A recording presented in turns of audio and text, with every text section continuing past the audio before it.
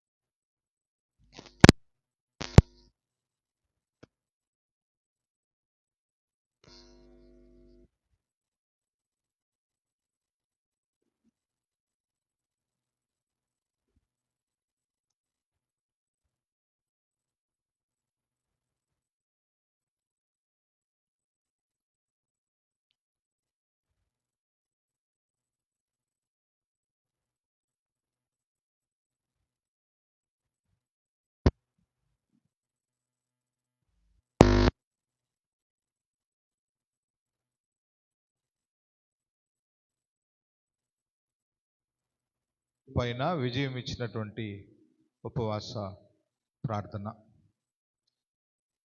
ఉపవాస ప్రార్థన దేవుని దృష్టికి మనం ఏ విధంగా చేస్తే దేవుడు మనకు జవాబిస్తాడు కదా. మనకందరికీ తెలుసు, చాలా సందర్భాలు దేవుని యొక్క వాక్యంలో ఉన్నాయి. చాలాసార్లు వాళ్ళు ప్రార్థన చేసినప్పుడు ఏ విధంగా దేవుడు వాళ్ళతో స్పందించాడు, ఏ విధంగా జవాబిచ్చాడు. ఆయన ఈ రాత్రి కూడా మనము ఈ ఉపవాస కూడికలో మనకుండేటువంటి అనేకమైన ఇబ్బందులు, కష్ట నష్టాలు, మన జీవితంలో ఒక పోరాటం ఇది. ఎందుకంటే అనుదినము ఏదో ఒక సమస్య శత్రువు వాడు తీసుకొని వస్తూనే ఉంటాడు.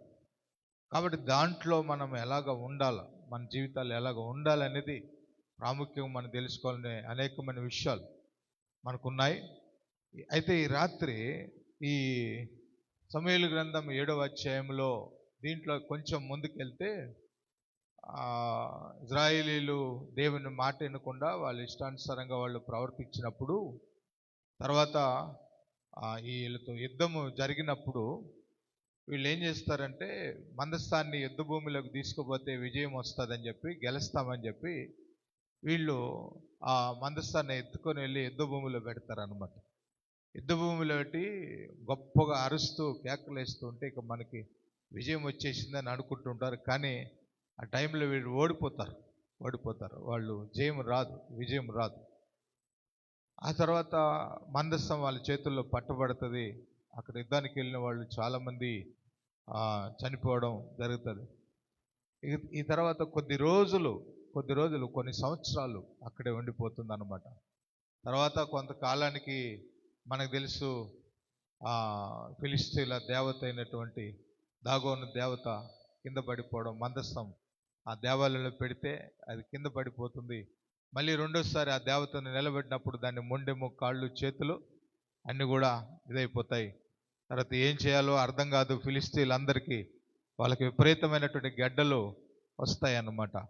తర్వాత వాళ్ళు శకునం చూసే వాళ్ళని పిలిపించి వాళ్ళు అడిగితే పందికొక్కులు లాంటి బంగారము ఆ గడ్డల్ని అట్లాంటి ముద్దల్లాగా తయారు చేసి 5 మంది సర్దారులు, కాబట్టి మీరు సర్దారులు అంటే వాళ్ళు రాజుల లెక్కల అన్నమాట, అలాగా మీరు అవన్నీ చేస్తే తర్వాత మీ మధ్యలోకి వచ్చినటువంటి మందస్థాన్ని మీ మధ్యలో ఉంచుకోకుండా మర్యాదగా, గౌరవంగా అపరాధ పాప పరిహారార్థ బలి అర్పించి మీరు దాన్ని పంపించేసేయండి. 2 కొత్త ఎద్దుల్ని బండికి కట్టి బండి మీద పెట్టి పంపించేయమని చెప్పి వాళ్ళకు పంపించేస్తారనమాట. అంటే వాళ్ళ మధ్యలో మందసం పెట్టయితే చూడాలనుకున్నప్పుడు దగ్గర 50,000 మంది దాకా వాళ్ళు ఎవరు బతకరు. చాలా భయంకరమైన పరిస్థితి. అంటే అంత ప్రభావంగా వాళ్ళ మధ్యలో దేవుడు ఉంటూ అక్కడి నుంచి ఆయన బయటికి ఆ మందసం బయటకు వస్తుందన్నమాట. ఆ మందసం బయటకు వచ్చిన తర్వాత ఇక్కడ మనం చదివినటువంటి సందర్భంలో కిర్యాతాయిము వారు వచ్చి యెహోవా మందసమును తీసుకొని పోయారు. అక్కడ ఉండేటువంటి వాళ్ళు ఆ అభినాదాబు ఇంట దాన్ని ఒక ఇంట చేర్చి దాన్ని కాపాడుటకై తన కుమారుడైనటువంటి ఎలియాజర్ని ప్రతిష్ఠ చేసి ఇంకా అక్కడి నుంచి ఇంకా ప్రారంభమైందనమాట. దాన్ని ఎప్పుడైతే మందసాన్ని తెచ్చి ఒక ఇంట్లో పెట్టి దాన్ని ప్రతిష్ఠ చేశారో ఆ తర్వాత వాళ్ళు ఏమనుకుంటున్నారంటే మనమందరము కూడా మందస్సము కిర్యాతారీములో నుండిన కాలము 20 సంవత్సరములాయను ఇజ్రాయేల్ అందరూ యెహోవాను అనుసరించి దుఃఖించుచుండగా, మనం 2-3 వచనాలు చదువుతున్నాను, దయచేసి గమనించండి. సమూయేలు ఇజ్రాయేలీయుల అందరితో ఇట్లను, మీ పూర్ణ హృదయముతో యెహోవా యొద్దకు మీరు మరలుకొనిన ఎడల అన్ని దేవతలను అష్టోరోతు దేవతలను మీ మధ్య నుండి తీసివేసి పట్టుదల కలిగి యెహోవా తట్టు మీ హృదయములను తిప్పి ఆయనను సేవించుడి. అప్పుడు ఆయన ఫిలిష్తీయుల చేతులను మిమ్మల్ని విడిపించును. ఫిలిష్తీయుల చేతులను అంటే దగ్గర 20 సంవత్సరాలు వాళ్ళ జీవితాల్లో ఆ ఫిలిష్తీయుల చేతుల్లో నలుకొట్టబడ్డారు. భయంకరమైనటువంటి బాధలు, భయంకరమైన శ్రమలు, కష్టాలు వాళ్ళ జీవితాల్లో జరుగుతున్నాయి అన్నమాట. శత్రువు మీద విజయం పొందుకోలేకపోతున్నారు, జయించలేకపోతున్నారు. చాలాసార్లు మన జీవితాల్లో కూడా ఎన్నోసార్లు ప్రార్థన చేస్తుంటాం, కానీ ఆ విజయం రాదు, ఆ యొక్క జవాబు రాక అలాంటి పరిస్థితుల్లో ఇంకెట్లా చేస్తే ఏ విధంగా చేస్తే సమాధానం వస్తుందని ఎదురు చూసేటువంటి వాళ్ళు చాలా. ఇప్పుడు అన్నారు కదా, చాలా సంవత్సరాల నుంచి ప్రార్థన చేస్తున్నటువంటి వాళ్ళు చాలా మంది ఉంటారు. దీర్ఘకాలంగా కొన్ని సమస్యలకు విడుదల దొరకదు. దయచేసి గమనించండి. దాంట్లో ఇక్కడుండేటువంటి ఈ ప్రార్థన సమూయేలు ఇజ్రాయేలీయులందరినీ పిలిపించి మిస్పా అనేటువంటి ఒక స్థలంలో సమూయేలు న్యాయం తీర్చేటువంటి ఆయన అక్కడికి వాళ్ళని పిలిపించుకొని ఎప్పుడైతే ఈ ఉపవాసం ఉండి ప్రార్థన చేస్తున్నారో వాళ్ళు కన్నీళ్లు విడిచి ఆ దినము దేవుడు వాళ్ళకి జయం ఇచ్చాడు. ఆ దినం వాళ్ళ జీవితాల్లో అంతవరకు ఓడిపోయి అంతవరకు ఇంకెన్నడూ కూడా మనం గెలవమేమో అన్నటువంటి పరిస్థితుల్లో ఉన్న వాళ్ళ జీవితాల్లోకి దేవుడు గొప్ప జయాన్ని ఇచ్చి దేవుడు కార్యం చేశాడు అనమాట. ఆమేన్, ఆమేన్, హల్లెలూయా. అదేవిధంగా ఈ రాత్రి దీంట్లో ఒక 5-6 విషయాలు ప్రత్యేకంగా కనిపిస్తాయి మనకి. మనం చదువుతున్న ఈ 10 వచనాలలో కొన్ని విషయాలు చాలా ప్రత్యేకంగా కనిపిస్తాయి. దయచేసి చదువుదాం. మొదటి వచనం, దేవుడు ఆయన ఎలాగా ఆ ప్రార్థనకి జవాబిచ్చాడు అనేది మనం చేయాల్సినటువంటి పని. ఈ ప్రార్థనలో మనం ఏం చేయాలనేది దయచేసి చూద్దాం. సమూయేలు గ్రంథం 7వ అధ్యాయం 3వ వచనంలో మొదటగా చూడండి. సమూయేలు ఇశ్రాయేలీయుల అందరిలో ఇట్లా అనెను, మీ పూర్ణ హృదయముతో యెహోవా యొద్దకు మీరు మరలుకొనిన ఎడల. ఇక్కడ మీరు గమనిస్తే మొదటి పాయింట్ ఏంటంటే మరలుకొనిన ఎడల. దేవుని తట్టు మరలుకోవాలి. మన జీవితాలలో మనము ఏదేదో ఆలోచనలు, ఏదేదో ఆశలు పెట్టుకొని వేరే తట్టు ఉంటాం. ఒకవేళ మనం ఈ దినం గమనించాల్సి, మనం కంప్లీట్గా పూర్ణ మనసుతో మనము దేవుని తట్టు మరలుకోవాలి. అది చేయాలి. అది చేయకుండా నీ ప్రార్థనకి జవాబు ఎంత కాలమైనా కూడా అది లేట్ అవుతూనే ఉంటుంది. దేవుడు మన జీవితంలో జయమేయాలి అంటే, విజయాన్ని దేవుడు మన జీవితంలో తీసుకురావాలంటే మనము కంప్లీట్గా దేవుని తట్టు మరలుకోవాలి. దయచేసి అంటున్నాను, 16వ కీర్తనలు అంటాడు కదా, 16వ కీర్తన 8వ వచనం మనం చదివితే దేవుని యొక్క వాక్యంలో, కీర్తనలు 16వ కీర్తన 8వ వచనం, అమ్మా, సదాకాలము యెహోవా యందు నా గురి నిలుపుచున్నాను, ఆయన నా కుడి పార్శ్వమందు ఉన్నాడు గనుక నేను కదల్చబడను. సదాకాలము దేవుని మీదనే గురి పెట్టుకోవడం మనం నేర్చుకోవాలి. దేవుని మీదనే మన జీవితాల్లో ఎప్పుడైతే మనం ఆయన తట్టు మరలుకొని ఆయన మీద గురి తప్ప ఇంకా ఎవరి మీద గురి పోకూడదు. నీ బంధువుల మీద కానీ, నీ స్నేహితుల మీద కానీ, నీకు ఇచ్చే ఎవరెవరైతే ఆధారమని ఈ లోకంలో అనుకుంటున్నావో, దేవుడు ఆల్రెడీ చెప్పాడు, మనుషుల్ని ఆధారం చేసుకు రాజులను నమ్ముకోవడం కంటే యెహోవాను నమ్ముకొనుట మేలు. కాబట్టి ఈ రాత్రి కొన్ని సార్లు మనం వాళ్ళకి అయిపోతూ ఉంటాం పిల్లరా. మన శక్తి మీద, మన బలం మీద ఆధారపడడం వల్ల మన జీవితంలో జయము రావట్లేదు. కాబట్టి దేవుని వాక్యం చెప్తుంది, వాళ్ళు ఆ రోజు ఆ ఉపవాస కూడికలో వాళ్ళ జీవితాలలో జయం రావడానికి, విజయం రావడానికి కారణం ఏంటంటే వాళ్ళు యెహోవా తట్టు మరలుకొనగా. అప్పటి వరకు వాళ్ళు మరలుకోలే, ఏదేదో ఆలోచనలు చేస్తూ ఉన్నారు. అందుకనే విజయం లేకుండా కష్టాలలో, ఇరుకులు, ఇబ్బందుల్లో వాళ్ళు వెళ్తున్నారు అనమాట. ఆ దినం ఎప్పుడైతే వాళ్ళు దేవుని తట్టు మరలుకున్నారో ఆ దినం వాళ్ళ జీవితాల్లో దేవుని కార్యం మొదలైంది. దేవునికి మహిమ కలుగును గాక. ఆమేన్. హల్లెలూయా, హల్లెలూయా. రాత్రి మనము ఆయన తట్టు మరలుకున్నప్పుడు దేవుడు నీ జీవితాల్లో ఈ ఉపవాస కూడికలో మనల్ని అదే మాట్లాడతాం. నేను మనస్ఫూర్తిగా నువ్వు హృదయంలో ఈరోజు నువ్వు అనుకోవాల్సిందంటే, నేను ఆయన తట్టు కరెక్ట్గా మరలుకొని ఉన్నానా, లేకపోతే వేరే వాటి మీద దేవుని మీద సరైన విశ్వాసం పెట్టకుండా నేను వేరే వాటి మీద ఆధారపడుతున్నాను. కొంచెం అటు కొంచెం ఇటుగా ఉంటే దేవుని తట్టు కంప్లీట్గా మరలుకొని దేవుని తట్టు తిరగాలి మనం. అది మొదటిది. మనం చదివినటువంటి అధ్యాయంలో ఆ సమూయేలు గ్రంథము 7వ అధ్యాయంలో చెప్తున్న మాట. హల్లెలూయా. పిల్లలు, ఇంకా రెండవది జ్ఞాపకం చేస్తాను చూడండి. దాంట్లో 3-4 వచనాలు మళ్ళీ చదువుదాం. అదే అధ్యాయంలో 3-4 వచనాలు. 3-4 వచనాలు. సమూయేలు ఇశ్రాయేలీయులు అందరితో ఇట్లా నేను మీ పూర్ణ హృదయంతో యెహోవా యొద్దకు మీరు మరలుకొని ఎడల అన్ని దేవతలను అష్టోరోతు దేవతలను మీ మధ్య నుండి తీసివేసి పట్టుదల కలిగి యెహోవా తట్టు ఆయనను సేవించుడి. రెండో విషయం, అన్ని దేవతలను అష్టోరోతు దేవతలను మీ మధ్య నుండి తీసివేసి. దయచేసి గమనించాలి, ఈ అన్ని దేవతలు మనల్ని దేవునిలో నుంచి దేవుని మీద గురి నిలుపకుండా వేరే తట్టు తీసుకుపోతాయి. అవి దేవుళ్ళు కాదు, సమాధానం ఇవ్వవు, ఉత్తరం ఇవ్వవు. కానీ వాటి మీద గురి నిలిపినప్పుడు ఏం చేస్తుందంటే, నిజమైనటువంటి దేవుడిని మనం వదిలిపెట్టి వాటిని ఆరాధించని ఎంతకాలం చేసినా కూడా వాటి వల్ల ప్రయోజనం ఉండదు. కాబట్టి అందుకని అవి నోరుండి మాట్లాడలేవు, చెవులుండి వినలేవు, కళ్ళుండి చూడలేవు. కాబట్టి వాటి వల్ల ఏం ప్రయోజనం లేదు. వాటి వల్ల ఏం ప్రయోజనం. కొన్నిసార్లు ఈ దేవతలే కాదు, ఈ అశ్వరోతు దేవతలే కాదు, కానీ మనము కొన్ని విషయాల్లో పెట్టుకొని ఉంటాం లోపల ఇలాంటి విగ్రహాలుగా. అవి ఏవైతే ఉన్నాయో వాటిని మాత్రం వదిలిపెట్టాం. వాటిని వదిలిపెట్టకుండా ప్రార్థన చేస్తూ ఉంటాం. కాబట్టి అవి మన మధ్యలో నుంచి వెళ్ళిపోవాలి. దేవునికి ఇష్టం లేనిది అది విగ్రహం లాగానే ఉంటుంది. దయచేసి గమనించండి. హల్లెలూయా. ఇష్టం లేనిది ఏదైతే నువ్వు చేస్తూ ఉంటావో అది అడ్డుగానే ఉంటుంది. అది మన మధ్యలో నుంచి వెళ్ళిపోవాలి. వాళ్ళు చేసిన రెండో విషయం ఏంటంటే, మొదటిది దేవుని తట్టు మరలారు. మనము ఈ రాత్రి దేవుని తట్టు మరలుకొని కంప్లీట్గా ఆయన మీదనే గురి పెట్టడానికి ప్రయత్నం చేస్తే దేవుడు ఖచ్చితంగా శత్రువుల మీద విజయాన్ని అనుగ్రహిస్తాడు, సాతాను మీద విజయాన్ని అనుగ్రహిస్తాడు. మన జీవితంలో ఏ విషయాలలో మనము ఇంకా రాణించలేకపోతున్నామో, అలాగే ఉంటున్నాం అనే దాని మీద ఖచ్చితంగా దేవుడిని పక్షాన్ని నిలబడతాడు అంటున్నాను. దేవునికి మహిమ కలుగును గాక. ఆమేన్. హల్లెలూయా. అదేవిధంగా అంటున్నాడు, మన మధ్యలో ఇంకా ఏముందో, మన కుటుంబంలో ఏమున్నాయో, మన పిల్లల మధ్యలో ఏమున్నాయో ఒక్కసారి మనం అందరం కూడా ఆలోచన చేస్తూ, నా బిడ్డల్లో ఉండేది వేరే ఉండొచ్చు, నా భార్యలో ఇంకోటి ఉండొచ్చు, నేను ఇంకోటి ఉండొచ్చు పిల్లరా, నేను డబ్బు మీద, నా పిల్లలు ఇంకొక దాని మీద, నేను నా భార్య, అందరు మన మధ్యలో ఒక ఐక్యత లేకుండా ఉంది. ఏవేవో విగ్రహాలు మనలో తెలియకుండానే ఉన్నాయి. దయచేసి వాటిని అన్నిటినీ కూడా ఏమున్నాయో వాటిని తీసివేసుకొని, ఆయన అన్నాడు కదా, ఎక్కడ 2-3 చేరి నీ నామాన్ని స్తుతిస్తారో వారి మధ్యలోకి నేను వస్తాను. మరణ గ్రంథం 5వ అధ్యాయంలో కూడా ఉంటాడు, పరలోకములో ఆయన దేవదూతల ఆయన సింహాసనము మధ్యలో ఉన్నట్టుగా రాస్తాడు. ఆయన మన మధ్యలోకి రావాలి. దేవునికి మహిమ కలుగును గాక.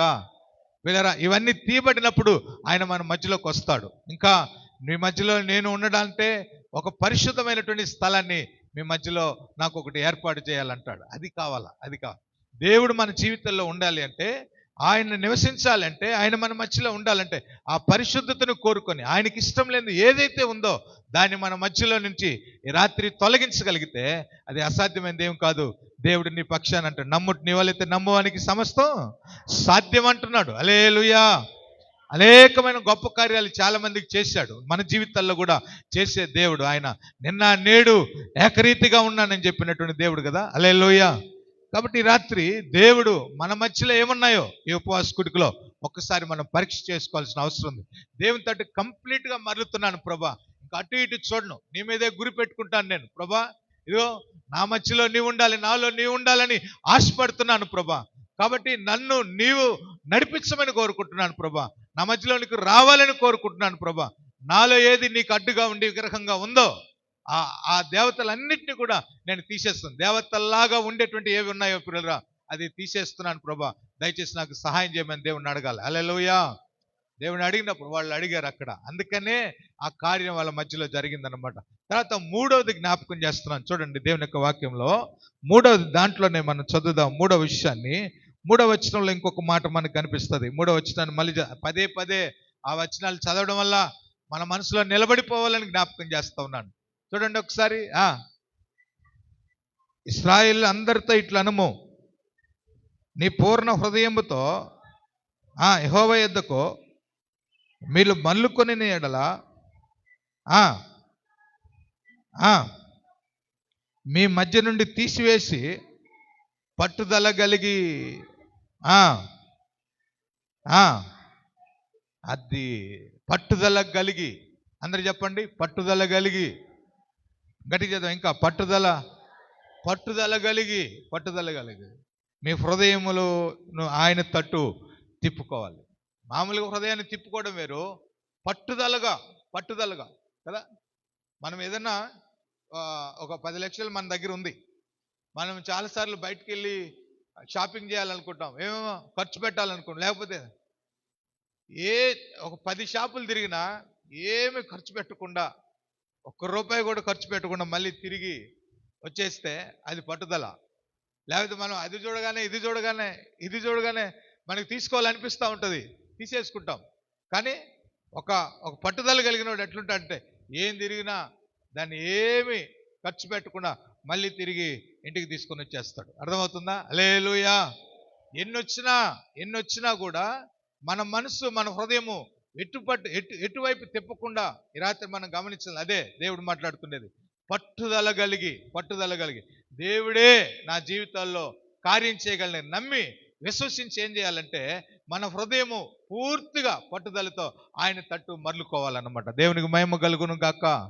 ఆమేన్. హల్లెలూయా. హృదయం అన్నిటికంటే మోసకరమైనది, చాలా చూపిస్తూ ఉంటుంది, చాలా విషయాల్లో అది వీకు. కాబట్టి ఆ హృదయాన్ని మనం మన హృదయాన్ని దేవుని తట్టు మరలుకోవాలంటే, ఆయన తట్టు తిప్పాలంటే కొంచెం పట్టుదల అవసరం. అందుకని రాత్రి చెప్తున్నాను. హల్లెలూయా. ఇప్పుడు పట్టుదలగా ఉన్నట్టు అనిపిస్తూ ఉంటుంది, కానీ ఇంకొక మరుక్షణంలో పట్టుదల మనం కోల్పోతూ ఉంటాం. ఉండాలని ఈరోజు తీర్మానం చేస్తారు. ఏమంటారు, 31వ తారీఖు ఈ రోజు నుంచి నేను అది చేయకూడదు, ఈ అని తీర్మానం చేస్తారు. డిసెంబర్ 31 అది అయిపోయిందంటే మళ్ళీ 1వ తారీఖు జనవరి అయిపోయిందంటే మళ్ళీ 2వ తారీఖు నుంచి యథామామూలుగా ఉంటారు. చాలాసార్లు ఇటు జరుగుతుంది మన జీవితాల్లో. కానీ మన 40 రోజులు ఉపవాస కూడికలు జనవరి అయిపోయిన తర్వాత అట్లనే ఉంటారు. కానీ ఆ 40 రోజులు అయిపోయిన తర్వాత ఇక మామూలుగా ప్రార్థన మానేస్తారు. మళ్ళీ అది ఆచారంగా చేసేటువంటిది. పునరాన్ని జ్ఞాపకం చేస్తున్నాను, అది కాదు మనం చేయాల్సింది. మన జీవితాల్లో ఒక పట్టుదల కలిగి హృదయాన్ని ఆయన వైపు తిప్పాలా. అదే వాళ్ళు ఏం చేశారంటే, వాళ్ళ జీవితాల్లో జరిగినటువంటి 20 సంవత్సరాలు నష్టపోయారు. 20 సంవత్సరాలు జయం లేదు. 20 సంవత్సరాలు అనేకమైనటువంటి ఇబ్బందులు పడ్డారు, నలకొట్టబడ్డారు. ఒక మాట చెప్పాలంటే ఇలాంటి పరిస్థితుల మధ్యలో ఏం చేయాలి అనుకున్నప్పుడు వాళ్ళు చేసింది యెహోవా తట్టు మరలుకున్నారు. వాళ్ళ మధ్యలో నుంచి ఆ అన్ని దేవతలన్నింటినీ కూడా తీసిచేశారు. ఆ తర్వాత వాళ్ళు ఏం చేస్తున్నారంటే, హల్లెలూయా, ఒక పట్టుదల కలిగి ఆ పట్టుదల నీ జీవితంలో ఉండాలి రాత్రి. ఆమేన్. హల్లెలూయా. 4 రోజులు గుడికి వచ్చి 4 రోజులు దేవుని సన్నిధిని మానేయడం కాదు ప్రియరా. 4 రోజులు ఉపవాస గుడికి వచ్చి మానేయడం కాదు ప్రియమైన దేవుని పిల్లరా. రెగ్యులర్గా ఖచ్చితంగా ముందుగానే వచ్చి నేను దేవుని సన్నిధిలో నేను కూర్చొని ఎవరు రాకముందే ప్రార్థన చేసేటువంటి ఆ స్థితిలో మనం ఉండాలి. అది పట్టుదల. ఆమేన్. పోదాంలే అని కూర్చుంటారు చూసినావా, ఇంట్లోనే ప్రార్థన టైం అవుతుండే కూడా. దానివల్ల నీ పట్టుదల ఎక్కడుంది? నేను ఎవరు వచ్చినా నేను ముందెళ్ళి నేను కూర్చొని ఆయన తట్టు తిరిగి పట్టుదలగా ప్రార్థన చేసుకుంటూ ఉంటాను. అది మన జీవితంలో దేవుడు చూస్తూ ఉంటాడు. ఆమేన్. మన దేవుడు చూచే దేవుడు ఆయన. హల్లెలూయా. నీ హృదయాన్ని, నీ ప్రవర్తన, నీ ఆలోచనలు, నీ తలంపులన్నింటినీ గమనిస్తున్నటువంటి అంతరంగాన్ని ఎరిగినటువంటి దేవుడు. కాబట్టి నీలో ఆ పట్టుదల ఉందా లేదా చూస్తాడు పిల్లరా. వాళ్ళు పట్టుదలగా ఉండబట్టి ఆ రోజు వాళ్ళ జీవితాల్లో విడుదల కలిగింది, దేవుడు జయం ఇచ్చాడు వాళ్ళకి. ఈ రాత్రి కూడా దేవుడు నీతో ఇదే విషయాన్ని మాట్లాడుతున్నాడు. పట్టుదల లేకుండా చాలాసార్లు ఉండాలి అనుకుంటున్నావు కానీ ఉండలేకపోతున్నావు. ఆ పట్టుదల నీకు అవసరం. దేవుడు నీతో మాట్లాడుతూ ఉన్నాడు. ఆమేన్. హల్లెలూయా. ఆ పట్టుదలలోనూ ఉండి ప్రార్థన చేయాలని దేవుడు కోరుకుంటూ ఉన్నాడు పిల్లరా. దాని వైపు నువ్వు తిరగాలి. నీ రాత్రి దేవుడు నీతో మాట్లాడుతూ ఉన్నాడు. దేవా, నిజంగా చాలాసార్లు ఉండాలనుకున్నాను, ఉండలేకపోయాను, అది నా తప్పే అని దేవునితో నువ్వు అడగాలి. దేవునికి మహిమ కలుగును గాక. ఆమేన్, హల్లెలూయా. అదేవిధంగా సమయం మీకు దయచేసి 4వ విషయాన్ని చూద్దాం. 3వ వచనం మళ్ళీ చదువుదాం. దాంట్లోనే ఇంకొక విషయాన్ని మీకు చూపిస్తాను చూడండి. ఇశ్రాయేలీయులు అందరితో ఇట్లా, నేను నీ పూర్ణ హృదయముతో యెహోవా యొద్దకు మీరు మరలు కొనిన ఎడల అన్ని దేవతలను, అష్టోరోతు దేవతలను మీ మధ్య నుండి తీసివేసి పట్టుదల కలిగి యెహోవా తట్టు మీ హృదయములను తిప్పి ఆయనను సేవించుడి. హల్లెలూయా. అప్పుడు ఆయన ఫిలిష్తీయుల చేతుల నుండి మిమ్మల్ని విడిపించును. 4వది జ్ఞాపకం చేస్తున్నాను, ఆయనని సేవించాల. మొదటిది ఏం చెప్పాను? ఆయన వైపు మరలుకో. రెండవది మన మధ్యలో నుంచి తీసివేయాల్సినవి తీసేయాలి. 3వది పట్టుదల కలిగి. ఇప్పుడు అందుకని అంటున్నాను, హల్లెలూయా. ఈ పట్టుదల లేక కొద్దిసేపు అటు మనసు ఇటు మనసు ఉండడం వల్ల జవాబు రావట్లేదేమో, జయం రావట్లేదేమో. దేవుడు మనతో అంటున్నాడు, ఆ పట్టుదల. నేను ఒకరోజు పాస్టర్ గారు మన అన్ని భాషలు మాట్లాడుతూ ఉన్నారు. అందరూ ఆత్మచేత నింపబడి అన్ని భాషలతో. నేను అప్పుడు బ్యాప్టిస్ట్ చర్చికి పోయేవాడిని. బ్యాప్టిస్ట్ చర్చికి పోయేసి ఇక్కడ రొయ్యల పని మీద బాబాయ్ ఇంట్లో పైన ఉండేది అనమాట. అదే బాబాయ్ చాలా విషయాలు చెప్తా ఉండే. అయితే పరిశుద్ధాత్మను గురించినటువంటి ఒక సందేహం నాలో. ఎందుకంటే అందరూ భాషలతో మాట్లాడతారు, ఊగిపోతారు, ఆత్మచేత నింపబడతారు. ఇది నాకు కొత్త, ఇది నాకు తెలీదు. అయితే ఒకరోజు పాస్టర్ గారు పైకి వచ్చి మాతో ఉండేటప్పుడు 12 గంటల దాకా 1 గంట దాకా మాట్లాడుతూ ఉండేవాడు చాలాసార్లు. నేను, ఈ బాబన్న, వీళ్ళందరూ పైన నేను పండుకుంటే వాళ్ళు కూడా వచ్చేవాళ్ళు అనమాట. అయితే నేను చాలా ప్రెషర్లు వేసి మీరు భాషలు మాట్లాడేది తప్పు, అక్కడ ఉండేటప్పుడు కదా మనం అనుకుంటాం తప్పు, అది అనుకుంటే ఒకరు ఆ టైంలోనే లోపల నుంచి ఒక ఆత్మదేవుడు నాతో ఏం మాట్లాడుతున్నా అంటే, అది తప్పు అని నువ్వు డిక్లేర్ చేసుకుంటున్నావు, ఆ అనుభవంలోకి నన్ను తీసుకురమ్మని నువ్వు ప్రార్థన చేస్తే కదా నీకు అది తెలిసేది, ఆ రుచి నీకు అర్థమయ్యేది అని చెప్పాను. నిజమే కదా. నేను అది తప్పు అని డిక్లేర్ చేసి 10 పేజీలు రాసుకున్న బుక్ నిఘంటువులో చూసి 10 పేజీలు రాసుకొని వీళ్ళతో ఎట్లయినా సరే ఇది మాట్లాడాలని చెప్పి, ఆ తర్వాత అది అయిపోయిన తర్వాత నేను 3 రోజులు ఉపవాసం ఉన్నా. 3 రోజులు ఉపవాసం ఉండి ఓన్లీ సాయంకాలం జ్యూస్ తీసుకొని పొద్దున్న నుంచి సాయంత్రం దాకా ప్రార్థన చేస్తూ అవ్వోళ్ళ ఇంటికాడ ఉంటుంటే తలుపు పక్కన ఒక చిన్న స్థలం ఏర్పాటు చేసుకుని ప్రార్థన చేస్తూ మొదటి రోజు అయిపోయింది, 2వ రోజు అయిపోయింది, 3వ రోజు ప్రార్థన చేసుకుని ఆదివారం ఆరాధనకు వచ్చిన. ఇక్కడ ఆరాధనకు వచ్చిన తర్వాత అందరూ మళ్ళీ తిరిగి ఆత్మచేత నింపబడి మాట్లాడుతూ ఉంటారు కదా. మాట్లాడుతూ ఉండేటప్పుడు నాకు కూడా కలగాలి కదా ప్రభా అని అనుకుంటూ, ఇంకా నాకు ఆ పరిశుద్ధాత్మని యొక్క అభిషేకం అదే దొరకలే. ట్రై చేస్తాను ఎట్లా. ఆ తర్వాత అయిపోయింది, అందరూ ఆరాధన అయిపోయి ఆశీర్వాదం ఇచ్చాడు, అందరికీ ప్రార్థన చేశాడు, వెళ్ళిపోయాడు. లాస్ట్లో నేను ఒక్కడనే ఆఖరణ ప్రార్థన చేయించుకుంది. మాస్టర్ గారు ఇట్లా చేపెట్టారు, తట్టుకోలేనటువంటి అభిషేకం బయలుదేరింది. తెలియకుండానే ఆ భాషలు మాట్లాడడం. ఆ రోజంతా వణుకు ఆగలే, షేకింగ్ ఆగలే. తర్వాత పక్కన రాయపాలెంలో ప్రార్థనకు పోతే అక్కడ ఆగలే, నాకు ఆ కన్నీళ్ళు కారుతానే. అక్కడి నుంచి పోయి బెంగళూరుకు పోయినాం. బెంగళూరులో ఆ మరుసటి రోజు కూడా కన్నీళ్ళతో ఏడుస్తూనే ఉన్నాను అనమాట, ఏడుస్తున్నాను. అలాంటి అనుభవంలోకి దేవుడు నన్ను తీసుకుని వచ్చాడు. దేవునికి మహిమ కలుగును గాక. ఆమేన్, హల్లెలూయా. మనం ఏదైతే పట్టుదల కలిగి మనం అడుగుతామో, మనము సేవించేటప్పుడు, మనము 4వది జ్ఞాపకం చేసుకోవాలి, ఆయన సేవించేటప్పుడు, ఆయన అడిగేటప్పుడు ఖచ్చితంగా ఆయన మేము మనసు పెట్టి దేవుడిని అడగాల. నేను ఆ రోజు తెలుసుకున్నది అదే. హల్లెలూయా. నేను తప్పు అంటున్నది ఏదైతే ఉందో అది తప్పు కాదు, అది కరెక్టా కాదని దేవుని సన్నిధిలో అడిగినప్పుడు దాన్ని క్లియర్గా ఆయన బయలుపరిచి ఆ అనుమానాలన్నీ తీసేశాడు. నన్ను ఎంతోమంది ఆత్మ గురించి, పరిశుద్ధాత్మ గురించి మాట్లాడినప్పుడు ధైర్యంగా వాళ్ళకి చెప్తా. ఇప్పుడు నేనే దానికి ఒక సాక్ష్యం. ఇదిగో ఇట్లా ఉండింది నా జీవితంలో, ఇవన్నీ దేవుడు తీసేసి దేవుడు నన్ను నిలబెట్టాడని. క్లియర్గా గమనించండి. హల్లెలూయా, హల్లెలూయా. కాబట్టి అందుకనే మనము పట్టుదల కలిగి ఆయన్ని సేవించడంలో కూడా లేరా, అందుకని ఆయన సేవించేటప్పుడు ఎలాగ సేవించాలంటే, సేవ అంటేనే అదొక బానిసల్ని తెచ్చుకున్నప్పుడు, ఇజ్రాయేలీలు బానిసల్ని కొన్నప్పుడు వాళ్ళ ఇంటి కొరకే పనిచేయాలి, ఇంకెవరి కొరకు పని చేయకూడదు. దయచేసి గమనించండి. హల్లెలూయా. కాబట్టి మన జీవితాలలో మనల్ని ఆయన కొన్నాడు స్వరక్తం ఇచ్చి. యేసు ప్రభు మన వెండి బంగారాల చేత మనము కొనబడాలి, కానీ మనము అమూల్యమైనటువంటి యేసయ్య రక్తం చేత కొనబడ్డాం కదా. కాబట్టి మనం ఎవరి కోసం కొనబడ్డాం? విడుదలిచ్చాడు పాపం నుంచి. ఆయన రక్తం ద్వారా మనల్ని పాపాలు క్షమించి మనం ఆయన సేవించడానికి ఆయన కుమారులుగా, ఆయన కుమార్తెలుగా తెచ్చుకున్నాడు మనల్ని కదా. ఆమేన్. హల్లెలూయా. కాబట్టి మన జీవితంలో ఇంకా ఎవరిని పెట్టుకుంటాం? మన హృదయాల్లో తీసేసాం, మన మధ్యలో ఉన్నటువంటి కూడా మళ్ళీ అవి రాకూడదు. ఆమేన్. హల్లెలూయా. ఆయన సన్నిధిలో రొట్టె విడిచే దాంట్లో, సహవాసంలో, ఎడతెగక ప్రార్థనలో, వీటిల్లోనే మనం ఉండడానికి దేవుడు మనల్ని పిలిచాడు. దేవునికి మహిమ కలుగును గాక. కాబట్టి అందుకని అట్లా ఆయన్ని మాత్రమే సేవిస్తూ, ఆయన్ని మాత్రమే అనుసరిస్తూ, ఆయన ఏది చెప్పాడో కుడికి ఎడమకి తొలగకుండా మనం ఆ విధంగా పోతుంటే దేవుడు నీకు జయమిస్తాడని జ్ఞాపకం చేస్తున్నాడు. దేవుడు నీకు విడుదలిస్తాడు. ఈ రాత్రి ఆ ప్రార్థనలో మనం ఉండాలని దేవుడు కోరుకుంటున్నాడు. హల్లెలూయా. చూడండి, ఇంకొకటి 5వ విషయాన్ని జ్ఞాపకం చేస్తాను. 6వ వచనాన్ని చదువుదాం దయచేసి. 6వ వచనంలో ఇంకొక విషయం ఉంటుంది అక్కడ. 6వ వచనం, వారు మిస్పాల్లో కూడుకొని నీళ్లు చేది యెహోవా సన్నిధిని కుమ్మరించి ఆ దినమున ఉపవాసం ఉండి యెహోవా దృష్టికి మేము పాపాత్ములని ఒప్పుకొనిరి. 5వ విషయం, వాళ్ళు పాపాత్ములను ఒప్పుకున్నారు. దయచేసి గమనించండి. దేవుని తట్టు మరలుకొని మన మధ్యలో ఉండే విగ్రహాలను తీసిపెట్టేసుకొని పిల్లలు ఆయన మన మధ్యలోకి తెచ్చుకొని పట్టుదల కలిగి ప్రార్థన చేస్తూ ఆయన్ని మాత్రమే సేవిస్తూ వాళ్ళు డిసైడ్ అయిపోయారు, ఇంకెవరిని వద్దు, ఎవరిని సేవించొద్దు, మనకు ఆయనే ఆధారం. అది పోగొట్టుకున్నాం. అప్పుడు ఆయన మనల్ని ఇజ్రాయెల్ ఐగుప్తు దేశంలో నుంచి నడిపించి ఎన్నో విజయాలు ఇచ్చినవాడు.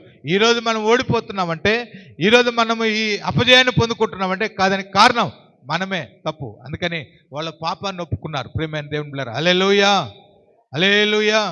ఈ రాత్రి నువ్వు గమనించాల్సింది, ఏదన్నా అన్ని పోయి ఒక్కటి ఉంటుంది చిన్నది, ఆ ఒక్కటి అదేం పెద్ద పాపం కాదులే అని అనుకుంటున్నావేమో. ప్రియమైన దేవుని బిడ్డలారా, ఆ విజయం రాకపోవడానికి కారణం అది ఒక్కటే ఉండొచ్చు. దాన్ని విడిచిపెడితే ఆ పాపాన్ని కూడా ఏ ఒక్కటి ఉండకూడదు. పాత రోజుల్లో ఒకసారి వాక్యం చేస్తూ పాస్టర్ గారు ఒక ఇల్లు అమ్మిన తర్వాత ఒక మూల మాత్రం నాదేనని చెప్పి పెట్టుకుని చాలాసార్లు చెప్పాడు. ఆ మూల నాదని చెప్పి ఆ ఇల్లు అమ్మినాడు అగ్రిమెంట్ చేసుకొని పోయినాడు. ఒకరోజు వచ్చాడు, మళ్ళీ ఆ ఇంటి దగ్గరికి వచ్చి రాత్రి పండుకుంటానని చెప్పి ఏదో ఒక మూట తగిలిచ్చాడంట. ఆ తర్వాత ఒకరోజు చెప్పులు తగిలిచ్చాడు, ఒకరోజు బాగా వాసన వచ్చాడు, దాన్ని తగిలిచ్చాడు. ఆ ఇల్లు కొన్నోడికి మనసు ఎంత లేదు, చివరికి వాడే ఆ ఇల్లు అమ్ముకొని పోవాల్సిందని చాలా రోజుల క్రితం ఈ మాట నా మనసులో నిలబడిపోయింది.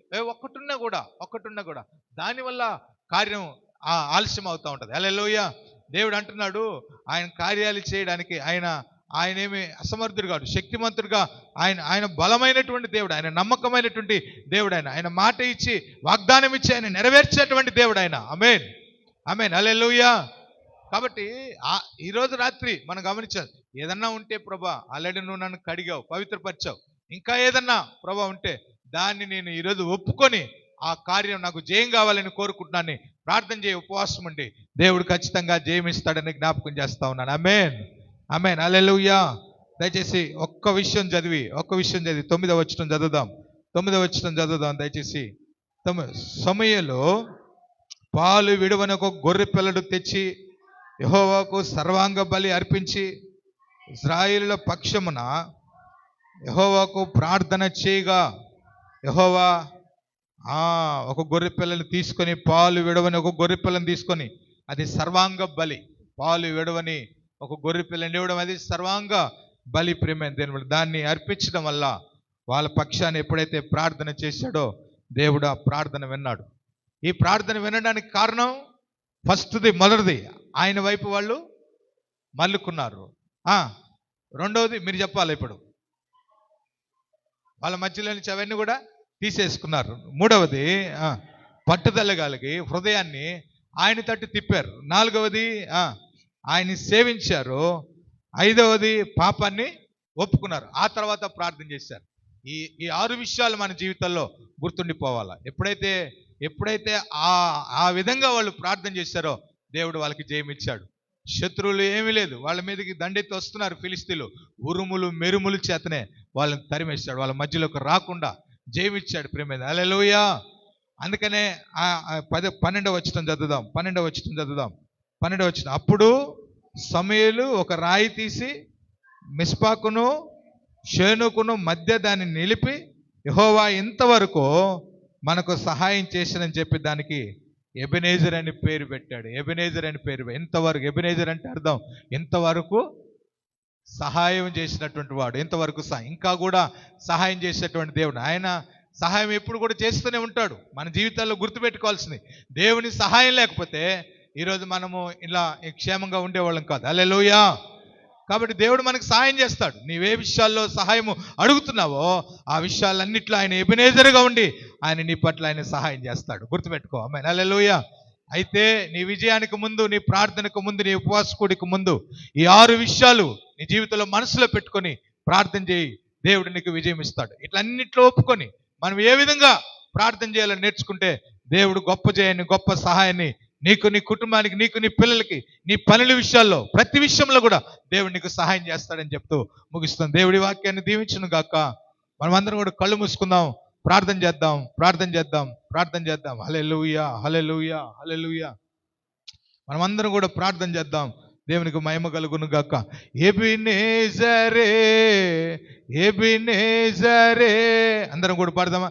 ఇంతవరకు ఆదుకున్నావు ఎబెనేజరే, ఎబెనేజరే, ఇంతవరకు ఆదుకున్నావు, ఇంతవరకు ఆదుకున్నావు. నా మనసు,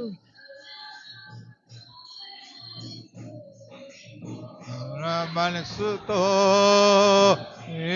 గ్లోరీ, ఆమేన్, గ్లోరీ. నా మనసుతో ఆరాధించు, నా మనసుతో సేవించేదా. ఆరాధన గట్టిగా చప్పట్లు కొడుతూ మన జీవితాల్లో సమర్పించుకొని ఈ రాత్రి మన జీవితాల్ని ఆయన వైపు తిప్పుకొని, ఆయన వైపు మరలుకొని, మన హృదయాలు ఆయన వైపు తిప్పి పట్టుదలగా గ్లోరీ దానా ఆయన్ని మాత్రమే సేవిస్తూ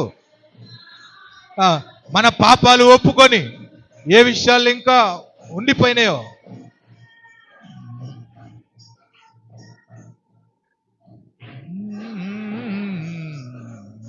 ఆదుకున్నావు యెహోవా. ఎబెనేజరే, ఇంతవరకు ఆదుకున్నావు. ఇంతవరకు సహాయం చేసిన దేవుడు నీ జీవితంలో ఇంకా సహాయం చేస్తాడు. ఆయన చేయి జాపి నిలబెట్టే దేవుడే అంటున్నాడు. ఆరాధింతో నా బలముతో ఆరాధన,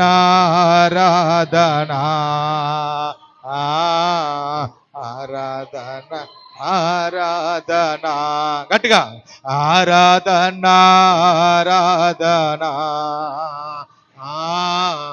ఆరాధన, ఆరాధన అధికముగా ఆరాధింతు ఆసక్తితో.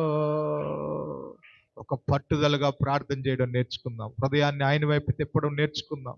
ఆయన్ని సేవించడం. ప్రతిదినం ఏదైనా పొరపాట్లు మనం నడుస్తున్న లోకములో ఏదో ఒకటి అంటకుండా పోదు, దాన్ని కడుక్కొని ప్రభువు సన్నిధికి వచ్చినప్పుడు, పులేరా దేవుని అడిగినప్పుడు, ఆయన వైపు మరలుకున్నప్పుడు దేవుడు ఖచ్చితంగా నీకు జయమిస్తాడు, విడుదలిస్తాడు, ఆరోగ్యం ఇస్తాడు, క్షేమం ఇస్తాడు. నిన్ను, నీ జీవితాన్ని, కుటుంబాన్ని ఆయన పైకి లేవనెత్తుతాడు. ఆయన సహాయం చేసే దేవుడే అంటున్నాడు. ఆయన విడిచిపెట్టాడు. పులేరా ప్రార్థన చేసుకుందాం. ఒక మాట మనం అలాగా ప్రార్థన చేస్తుండగా సందీప్ పాస్టర్ గారు ప్రార్థన చేస్తాడు, సుకుమార్ పాస్టర్ గారు ప్రార్థన చేస్తాడు. దయచేసి ప్రార్థన చేసుకుందాము. మహాపరిశుద్ధుడు అయిన మా ప్రియ పరలోక తండ్రి, కరుణ కటాక్షము కలిగిన మా దేవ యేసయ్య, మీకు వందనాలు, స్తుతులు, స్తోత్రములు చెల్లిస్తున్నాం ప్రభా.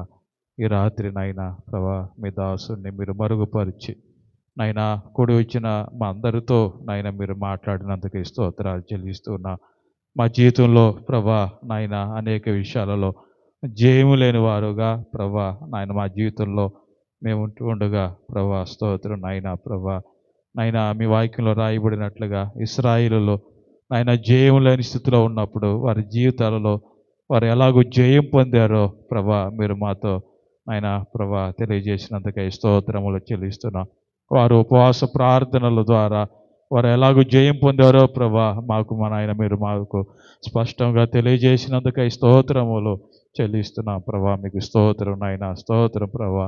ఆయన వారు పూర్ణ హృదయముతో ప్రభా మీ వైపు మల్లుకొని వారి మధ్యలో ఉన్నటువంటి అష్టారోతి దేవతలను బయలు దేవతలను వారు తీసివేసి నాయన ప్రభా పట్టుదల కలిగి నాయన ప్రభా నాయన మీ వైపు తిరిగి నాయన ప్రభా నాయన పూర్ణ హృదయముతో మిమ్మల్ని సేవించినప్పుడు ప్రభా స్తోత్రం నాయన వారి పాపములు వారు ఒప్పుకొని విడిచిపెట్టినప్పుడు నాయన అప్పుడు వారు మీ సన్నిధిలో ప్రభా ప్రార్థన చేసినప్పుడు నాయనా ప్రభా వారి పక్షాన ప్రభా మీరు ఎబినేజరుగా ఉండి గొప్ప సహాయమును వారికి నాయన అనుగ్రహించిన మా దేవా మీకు స్తోత్రాలు చెల్లిస్తున్నాము.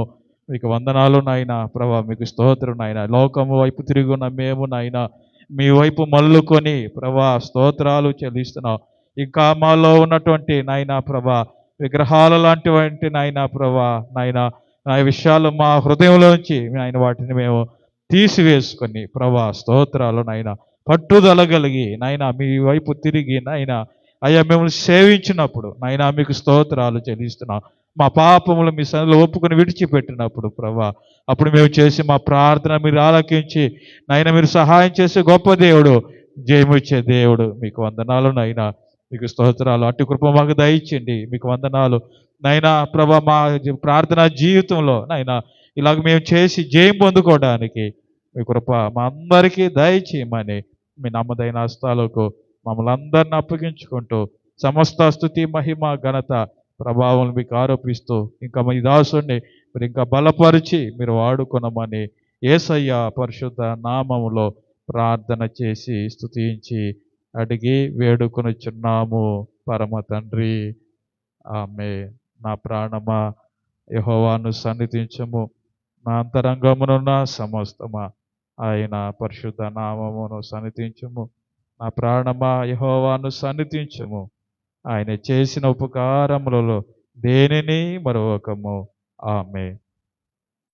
ఆశీర్వాదం తీసుకుందాం. మన పరమ తండ్రి అయిన దేవునికి, కుమారుడైన యేసు క్రీస్తు ప్రభువారికి, పరిశుద్ధాత్మ యొక్క అన్యోన్య సహవాసం, సన్నిధి, కాపుదల, భద్రత చేరిన మీకును సకల పరిశుద్ధులకును ఇప్పుడు ఎల్లప్పుడూ సదాకాలం తోడయండి కాచి కాపాడును గాక. ఆమేన్. ఆమేన్. హల్లెలూయా. యేసయ్య నామంలో మీకు అందరూ కూడా వందనాలు తెలియజేస్తున్నాం. Praise the lord. ఎవరైనా